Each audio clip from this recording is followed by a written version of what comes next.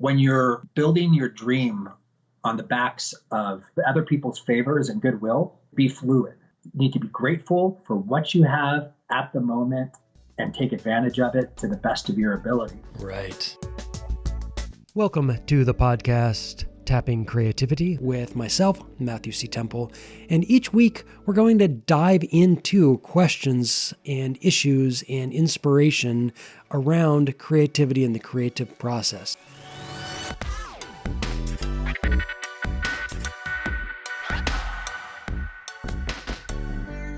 Welcome to this week's episode of Tapping Creativity with myself, Matthew C. Temple, and today I am joined by writer, director, and also collaborator at one time, Aaron Fjellman. I've always just called you Aaron Fjellman, but I've also joked and called you Aaron Fjellman because I know that your ancestors at one point probably thought, you know what, we're going to screw with this guy, and we're always going to move to America at some point, and we're just going to throw this random J right after the F in his name. But Aaron was born and raised in Southern California, but he attended film school at the Academy of Art University in San Francisco, and after college moved back to LA and began his career as a director, working primarily in short form music videos, commercials, things like that. Through that experience, was able to travel a lot, meet some great people, wonderful friendships were built, loyal business partners along the way, and his love of genre filmmaking is actually one of the things that pushed him into his current visual style. And it turns out that it's actually that blend of that visual style along with his own inner relationship to social change, social justice, awareness through art has come together in a pretty special and unique way. And so telling stories without limits that explore these social issues in an unexpected way has become a personal and creative mantra for him. And with all that being said, welcome, Aaron. Matthew, thanks for having me. How's it going? It's going great, and especially good to be spending some time with you. As I mentioned right at the beginning, we have collaborated together, and so I'm really excited to actually come and have this conversation with you. In part because, obviously these conversations have been sort of piecemeal throughout. We decided we were going to work together at one point, but to actually bring awareness into this process is something that I'm really excited about. So I'm actually just want to start with having you tell us about your most recent feature film that you made, and with a little disclaimer that it is the project that we worked together on. But tell us about just about that project so that our listeners know about it. Well, I recently co-wrote and directed a feature film called The Shoe, and the title was later changed to Caged. And Caged was actually just released January 26th here in North America with Shout Studios. The co-writer who I worked with, James Doc Mason, actually was the one who put us together. Which was kind of a great thing. And like I've always told you on set, we couldn't have done it without you. And it was awesome to get to know you in that process, see your process, and, kind of enter into the trenches to embark upon making a feature film together. It's a really interesting experience for those who haven't done it. And I highly recommend it. It's a personal test. Yes, indeed. And a long process as well. And that was actually one of the things that I wanted to dive in for, and that is the duration. I think it's something that's going to be interesting to people involved in the creative process, particularly those people who have ideas or dreams, but seem like they are somehow consistently thwarted along the way. And thwarted doesn't necessarily mean sort of completely batted down, never to stand up again, but the creative process is a battle, and it becomes even more so when you're dealing with something that's so many moving parts. Like when you sat down, you write a script, it's like you, yourself, your co-writer, and your co-writer's self. But then you step into all of a sudden having people who are bringing the money and someone who's operating the camera and someone who's making sure everyone shows up and making sure those who show up get paid and all this. So I want to kind of go back onto this process and just say, can you talk about the duration of this entire process and the kind of what your relationship to that duration was? Yeah, absolutely. And I know this is probably abnormal, but it was what we needed to go through in order to get this project done. But 4 years for getting Caged from basically out of my head onto the screen and released with a distributor. 4 years of my life. Okay, and then what Yeah, about the writing? Let's go back onto that. How, because you obviously were living with this project and doing some of the fundraising and everything. it's an interesting thing because the movie was written in 90 days, but I have a business partner at Panic House Films, and we intended to make another film. And that film was a $3 million feature, which was on the high end of low budget, and I didn't have another credit in feature films. So, I was basically a risky proposition for an investor. One being a first timer, two being a first timer at a budget level, which was on the high end of low budget. So we went and spent 2.5 years trying to raise the money with a different combination of actors and a different combination of tax credits and a different combination of potential investors. And I was watching a featurette on a movie with a pair of directors who did this movie called Starry Eyes, who ended up doing the recent Pet Cemetery. And they had said that they pivoted. They went down a road, hit a roadblock, and decided to pivot to a smaller film. And this seemed like a good idea, even though I knew that doing that would mean I would make a lot less money. The creature comforts within the production were going to be, there weren't going to be any. But I knew that doing a film was the battle. You kind of you have to pay your dues, and I think I ended up paying my dues in music videos and commercials and every sort of art form I've worked in, and that didn't exclude me from paying my dues in features. So I rolled up my sleeves and said, let's do it this way, because I believe just doing it. I believe if you're not moving forward, you're not moving. Yeah. And so we did, and literally every piece fell into place. Within 6 months, we were shooting on set, and we had raised some money before. So there was a little bit of money from the last production, which we had gotten cleared with the investors to put into this production. And then we were raising money on the fly as we were going as well. I really recommend having all the money for your movie before you start. but if you have to, it is a way to get it done. The thing that I like that you just said is that if you're not moving forward, you're not moving, and to just do it in this pivoting. And I think one of the things that happens is that creative people get really sort of fixated on an idea. And I think one of the things about the creative process that actually makes it come alive is the way that you have to pivot. And sometimes that pivot is in what your project is. Sometimes that pivot is, how am I going to be able to make this project? And then sometimes that pivot is you're on set and all of a sudden you realize that you don't have enough money or you can't clear this certain thing or whatever it is.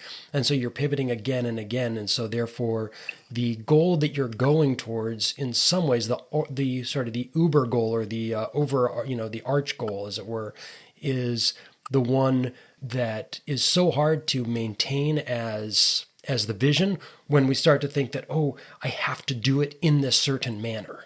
I mean, I didn't have a choice. You know what I mean? I knew the only way to be successful when you're building your dream on the backs of other people's favors and goodwill, be fluid. You really need to take advantage of what you have. You need to be grateful for what you have at the moment and take advantage of it to the best of your ability.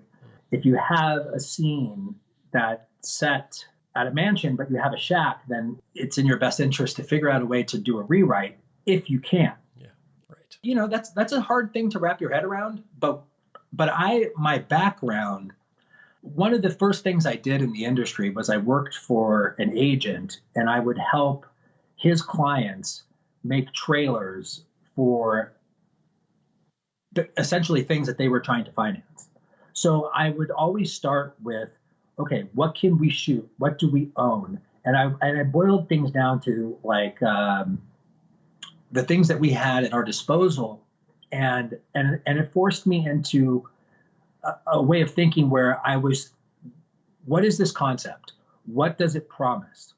What is the poster for this concept? How can we start to paint with a very broad brush and create these kind of tentpole images that were ultimately will sell the project? But if we weren't getting bogged down with perfection, we weren't getting bogged down with too many details. It was about finding materials that we could use to create the essence of something. And being able to not be so precious, I think, is a really valuable lesson for any creative. You know what? If you could just underline that 6 or 7 times, that would be great. Not to be so precious. Because when you get too precious, the idea ultimately becomes greater than the project itself. And I think that in and of itself kills creativity, because you're never going to do it perfectly. That's just impossible. It's almost impossible to see in the moment, but it's like really easy to see in hindsight. Every project is going to be a representation of where you were at that moment in your life. But when you're hoping that project is going to change your life, it becomes extremely valuable. It's hard not to become precious about it, because I need this to launch me into the next stage of my creative development. Yeah. I almost wish that every person that had a story to tell, which is basically everybody, but that it had a story to tell and they wanted to tell it, they were basically given, a certain amount of money and said, you have 15 days to do this, and every day that goes, we're taking a little piece of your future dreams away from you. So go. Because what it did, and one of the reasons why I wanted to have you on the show, was you didn't give up, and there were times where you moved really, really, really, really slowly, right? You said from when this thing was in the can until it was released was 4 years. I mean, independent films, that's not the most uncommon thing in the world, but it is a little bit exaggerated, for sure. Definitely. It took this time, and you were willing just to say, you know what? I can't necessarily get my movie finished this moment, but if I do a little bit consistently and I continue to work with it, eventually I will get there, right? And it's one of the things that I don't have it up here right now, but this Reddit thread that drove a ton of traffic to the trailer. It's overnight there was 250,000 views on the trailer. Yeah. And that Reddit thread, I think one of the things that was so cool about that was that it was basically, and maybe I'll just paraphrase, it was my best friend has been in the industry for 20 years and he's finally releasing his feature film. And yeah. Yeah, right. That's sometimes just what it takes. And I love that. It was wonderful to talk to so many people who were trying to do exactly what we had just done. Yeah. I felt like it was really gratifying to feel like that I was going to maybe possibly inspire somebody to know that it's okay, that it's super hard, or that if you have to, put your dream project on hold to do the first project, that's okay.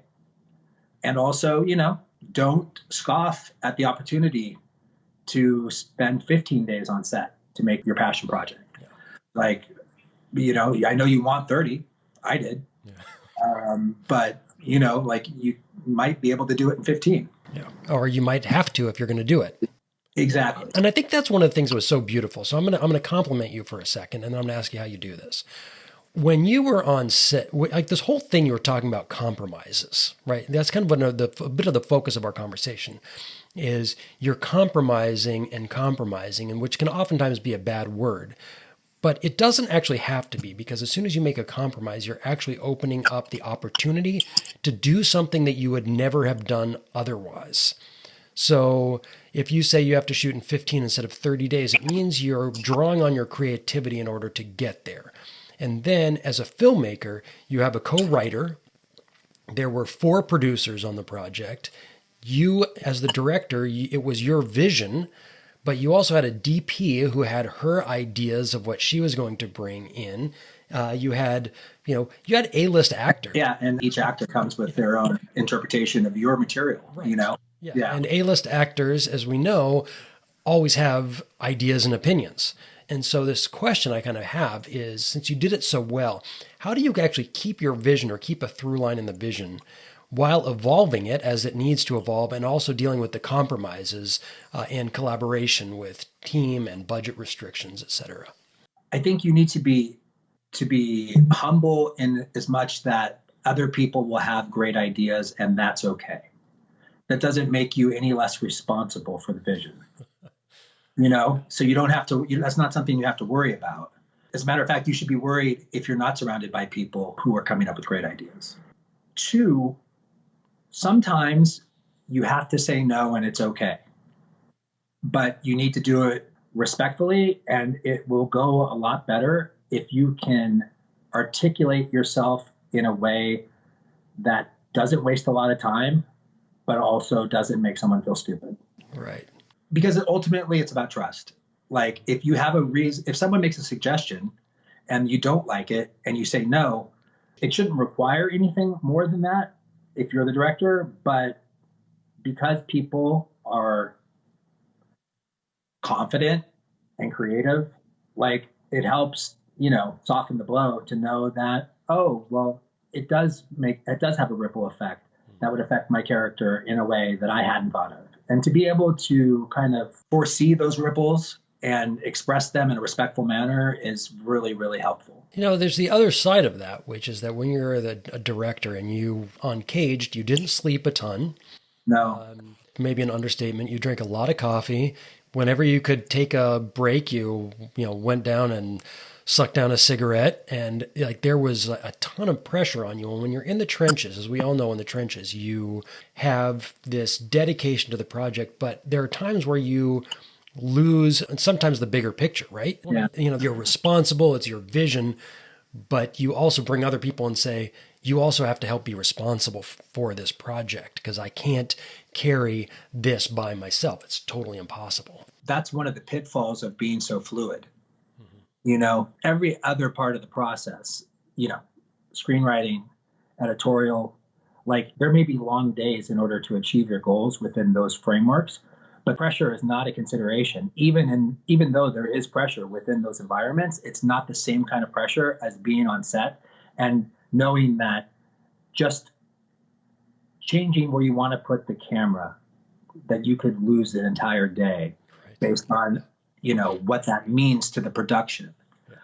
Or if you play too much in one scene, you run the risk of losing a scene, and then you can't afford to go back, or you can't afford to go into overtime. And then sometimes you do something that's amazing and it brings you an idea, but you can't bring that idea you can't fully realize that idea because it changes things in a way. I mean, in the situation where you feel like you've discovered something better, I'd say get as much of that as you can, because you'll get ideas in post-production that you can't come up with on set. But sometimes it's unfortunate because you want to change a lot of things because everything has become illuminated because of this kernel of something that you found in the moment. But you can't, because it's going to change your plan to a point where people who are there to protect you will get really, really mad at you because you're making their job impossible. Oh, that sounds like a subtle reference. We might know. But it's one of the things that I like to hear you talk about it, because I do think that you did it really, really well. There were times, obviously, as your producer on Caged, where I was frustrated. And when I look back on that experience, the beautiful thing was actually how you navigated knowing when to let go and when to hold firm. Some people maybe are just natural at that. I think for most of us, it's obviously a process to get there, because you did it really, really nicely. And that doesn't mean that there was never friction, but that wasn't also the point, that when there's mutual respect, friction is no longer a problematic thing. Yeah. It wasn't something I was highly conscious of. I just felt in the moment instinctually that we didn't have enough shots, Mm-hmm. And that if we didn't stay a little bit longer, we weren't going to have enough material to do the scene justice, which would be a bigger problem. Right. Rather than let's just do another take of this because we're kind of floating into something cool. It was, you know, I mean, those are moments that you can afford to maybe give away.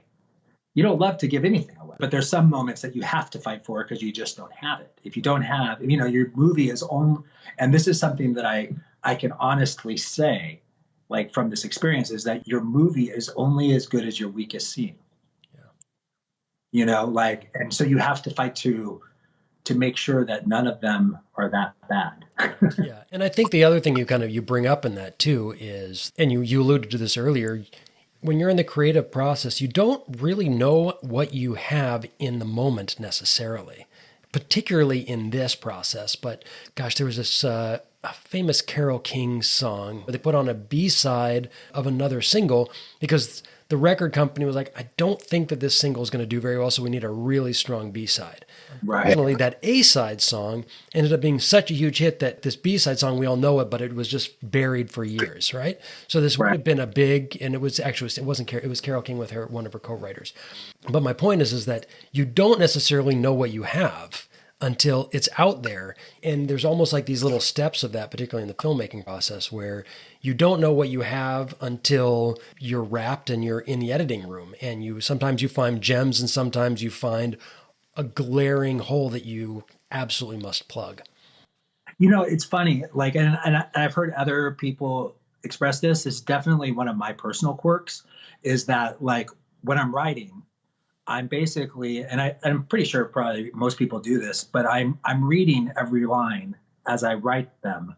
I'm performing them in my mind silently as I write it on the page. And then as I'm trying to refine the material, like I'm constantly rereading my own material. You know, I probably read my script 10,000 times. You know what I mean? So through doing that and getting to the point where I have a final product, or at least final for the screenwriting process, and we're taking it to set to actually go shoot it. So, you know, with Cage, we didn't have any time for rehearsal, really. We had the performance in my mind.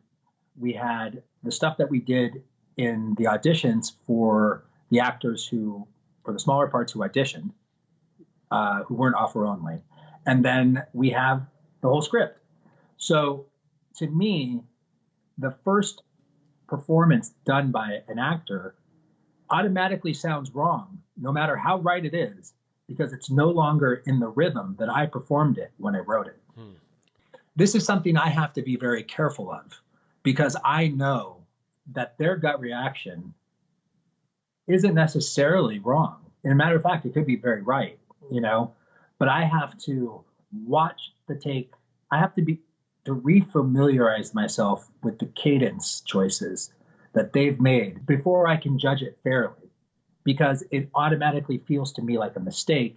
Because if you're trying to replicate what you've envisioned, it automatically sounds different to me. And then I actually watch it and I go, wow, that's fantastic, you know? But when you're doing 3 takes and you're moving on, you have to decide that very quickly. Right. Yeah. It lends to something that is presence, right? And there's 2 kind of thoughts that are going on in my mind. I'm curious what you think about this, is that you need to have this real presence, because there are times where you have to rewrite something on the fly, or there's times where you have to recognize that's better than what I had, or that's really not sufficient for this moment. So it takes this presence. So that's presence on one side. And then the other side is this great need for certainty. Sometimes I almost wonder, when I think of kind of the rap that people in the film industry get, sometimes directors, right? Like, I need this. It's kind of like almost like this abrasive thing, because you're actually dealing with something that has the opportunities for failure are every moment so great that if you don't come up with a sense of certainty in order to move forward, you might just kind of get blown away or kind of miss the mark or something. So it's this kind of balance between being really certain and holding your vision while also being so present in the moment. And I want to hear how you juggle that, or what you think about that. Well, I think certainty is essential to gain the trust of everybody around you. So it's really more of a perceptual thing. But as soon as there's a divergence between what you thought you needed and what you got, there's going to be the potential for uncertainty. that's okay. You need to prep your ass off and throw it all away, and then let all that prep be the justification for your instincts. That's beautiful. That's how I feel about it. You know what I mean? Like, if you do your homework, your instincts won't fail you. Right. But you can't wrestle. It's got to be the best it can be in the moment, regardless of how different that moment is from what you imagined. Yeah. I use a similar quote from the Marines in my book, The Creative's Handbook. And it's that we don't rise to the occasion, we fall back on our preparation. Right. That's basically a paraphrasing of exactly what you just said, if I get it right. I was listening to an interview with Eddie Murphy yesterday, and he was saying how, like, he was the first African-American actor who told the white guy what to do. Right. And I thought this was really interesting. And you start to think, it was like, he was the first African-American guy who wasn't the sidekick. He was the star, assuming that it wasn't like a drama, then like a Sidney Poitier type of thing. Like, so he created this new genre, right? The guy who was interviewing him said, oh, well, so this is something you consciously did? He said, absolutely not. He said, I was like the feather in Forrest Gump. I was there, and then the wind took me somewhere, and then I landed there for a bit, and then it blew the other way, and it took me there. I was just me in that situation, trying to do the best I can, and that's kind of what we're both kind of saying here. Yeah. Right. And how do you sort of encapsulate your process, and what are sort of some of the key things that you use to guide your process? Principles, I guess. Well, I'm not a person who lacks motivation. I get like a sense of anxiety when I'm not doing something creative, I think that's partly because I feel like there's like a struggle in life. Like my creative choices in life have caused me to struggle, So I want to be working as hard as I can, as often as I can, because I don't want to lay any of the blame on me. But I hate what I do and I love what I do. Like, nothing makes me feel better than hitting a home run. Nothing makes me feel more stupid than failing. But it also makes my life like super gratifying.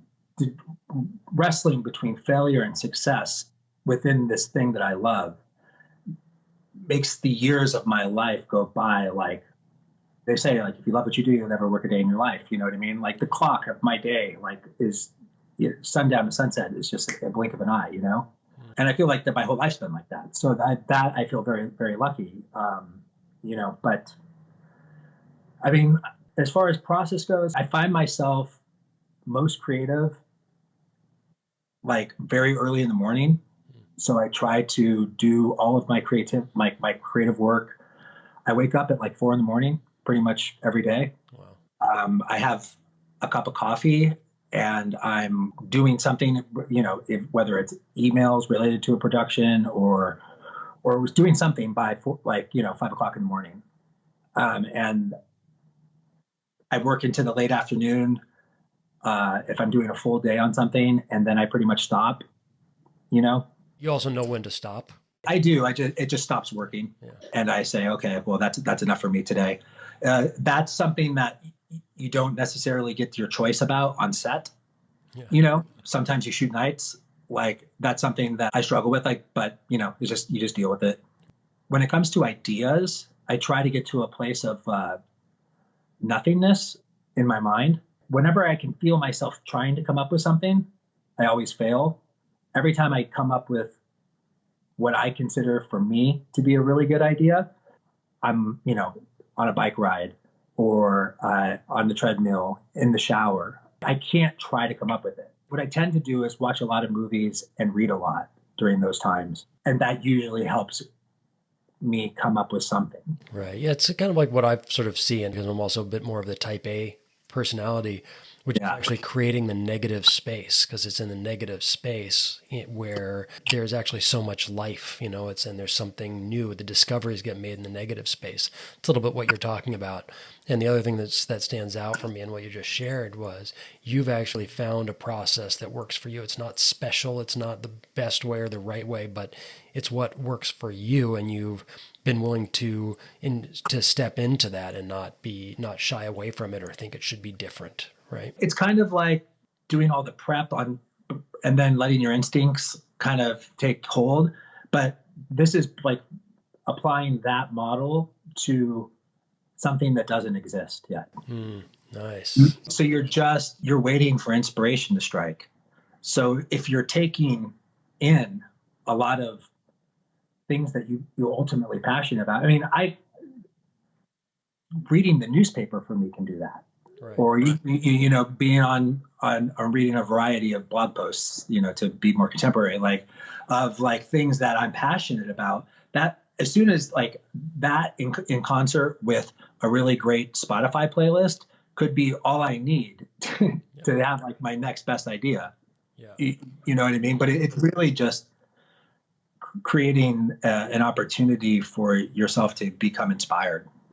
So I do things that inspire me, and trust that the idea will come, because I'm always feel like I'm coming up with something. Right. In my experience, the bigger thing is actually taking the idea and plumbing it to its deepest depths and working it and failing through it and sort of failing upwards by continuously, engaging in the work. Ideas come, and sometimes they don't, particularly when you're like, okay, I need an idea now, then they don't tend to stay away. But when you have it, then it's actually taking the idea into something. And it's really actually the hallmarks really of creativity, right? Is taking nothing and turning it into something, taking an idea that just exists in nowhere and actualizing it. It's like the difference between a filmmaker and a creative is a script. Yeah.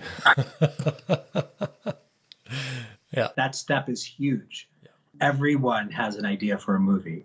Very few people have a script. And even fewer people take that into a good script, right? And then even fewer take that into a movie, and even fewer into a good one, because it's so dang hard, right? What do they say? I mean, there's 10,000 films that get shot a year, and 1,500 of them get distribution. Mm-hmm. Yeah. Yeah. And of those 1,500, how many of them actually make real money? Not too many. The odds are stacked against you in every way. Yeah.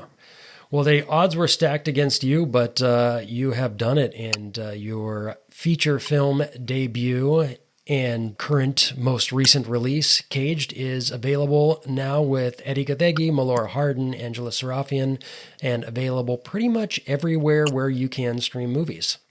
And I really mean it. I couldn't have done it without you. And when it comes to the cast who you just mentioned, they all put together such special performances. It was really a pleasure to work with them and help them with that. And I will just say in closing, first of all, right back at you, just the working with you. Like I said, one of the things about being on a set is that any of the sort of the friction that comes with when it comes with mutual respect and when it comes towards a mutual goal, it becomes something that's really wonderful. And I loved that so many people from that production are still sort of connected somehow.